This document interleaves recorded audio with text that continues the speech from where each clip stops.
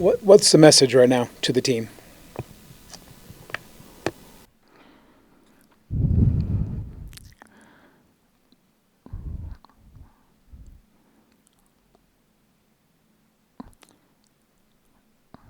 Just reminding them that when we step onto the court, they are prepared. That they are the ones that have to go out and execute. And that we don't guard people because shots are going down. That we do it every trip because that is the very foundation of this program. And that foundation is compromised because we don't do what we should be doing with the amount of experience on the floor. We have young people in this program, but this is not a young team. So, I mean, how do you address it? Is it a matter of adjusting playing time? Like, what do you do? I mean, outside of figuring out how to put the ball in the basket, coming out every day on an 8, 9, and 10, something that this team does not do. Because it's unfortunate that the expectation is for us to feel like we can be on that 8, 9, and 10 in a game, but not daily. And, the other message is, that everybody matters, whether they're playing or not. If the kids that aren't getting minutes, to be making the kids that are getting them better. Okay, it's everybody plays a significant role. Joe's in here because I want to talk to her about the leadership role of the older players on the team while they're going through a rut like this. How much do you need to lean on them at this point? Because, like you said, it is a young team by class, but not by experience. But you do have some leaders to lean on. And we need them to lead. We need them to lead. And that's the responsibility that comes with being an upperclassman. It goes with the territory. And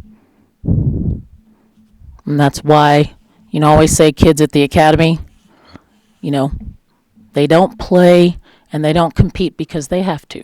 They do it because they want to.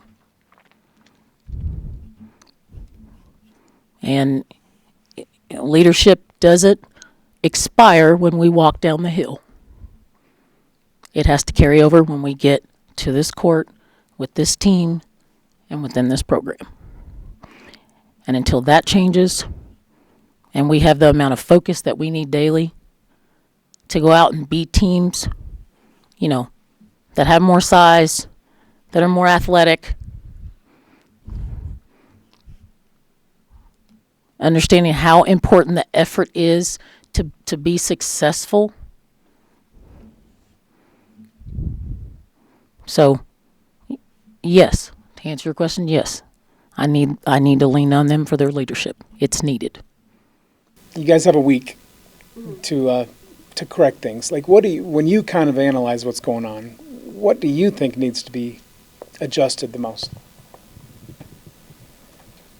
I think our mindset, Coach Matt kind of hinted at it, but a lot of times we only play defense if we're playing offense well, and we got to get out of that. We just have to play defense all the time.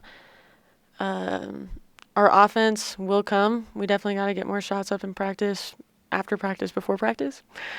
But, yeah, our defense, we're not there every play. Sometimes we're just out there but not actually there. Why do you think that is? And is it, obviously you guys are doing some different things defensively, so maybe you have more to think about, or what do you think is the difference?